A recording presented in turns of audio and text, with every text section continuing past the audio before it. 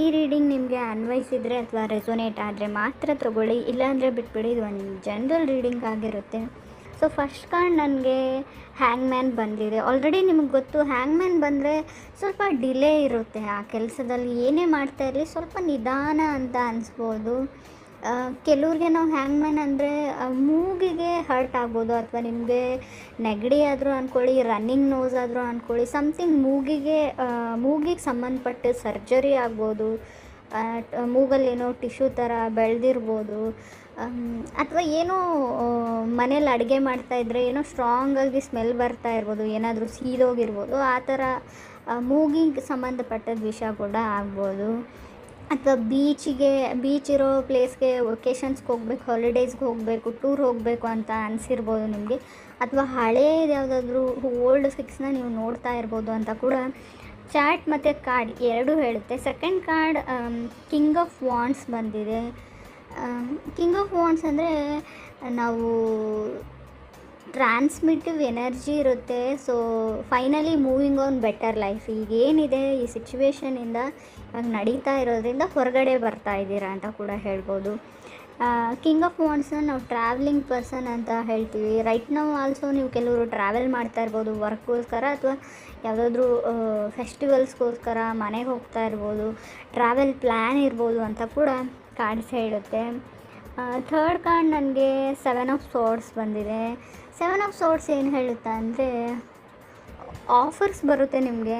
So ಮದುವೆ ಆಫರ್ಸೇ ಆಗಿರ್ಬೋದು, something ಈ ಜಾಬ್ ವಿಷಯಕ್ಕೆ ಆಫರ್ಸ್ ಆಗಿರ್ಬೋದು, ಮೇಲಲ್ಲಿ ಬರೋ ಚಾನ್ಸಸ್ ಇಷ್ಟಲ್ಲಿ ತುಂಬ ಕ್ಲಿಯರ್ ಕಟ್ಟಾಗಿ ನಿಮಗೆ ಒಂದು ಲೈಫ್ನ ಪಾತ್ ಅಥವಾ ಡೈರೆಕ್ಷನ್ ಅಂತ ಏನು ಹೇಳ್ತೀವಿ ಅದು ಗೊತ್ತಾಗುತ್ತೆ ಅಂತ ಚಾರ್ಟ್ ಕೂಡ ಹೇಳುತ್ತೆ. ಸಮ್ ಆಫರ್ಸ್ ಬರ್ತಾ ಇದೆ ನಿಮಗೆ ಅಂತ.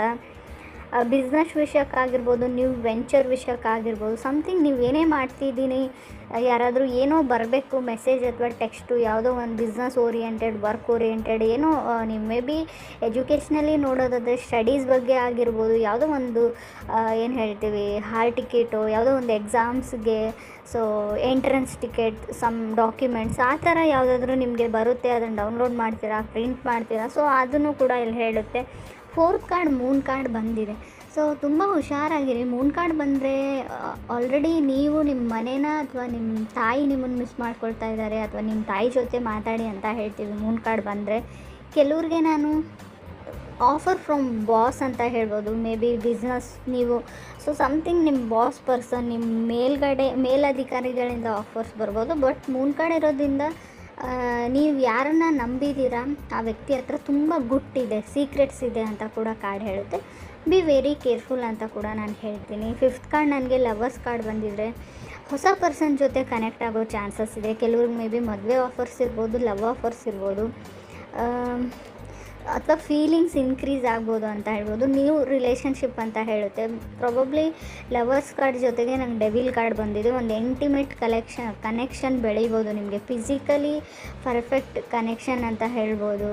ಹಾಗೆ ನನಗೆ ಚಾರಿಟ್ ಕಾರ್ಡ್ ಬಂದಿದೆ. ಬೈಕೋ ಅಥವಾ ಮನೇನೋ ಒಂದು ಅಪಾರ್ಟ್ಮೆಂಟೋ ತೊಗೊಳ್ಬೇಕು ಅಂತ ಅಂದ್ಕೊಳ್ತೀರಾ, ರಶ್ಶಿಂಗ್ ಟುವರ್ಡ್ಸ್ ಅಂತ ಕೂಡ ಕಾರ್ಡ್ ಹೇಳುತ್ತೆ.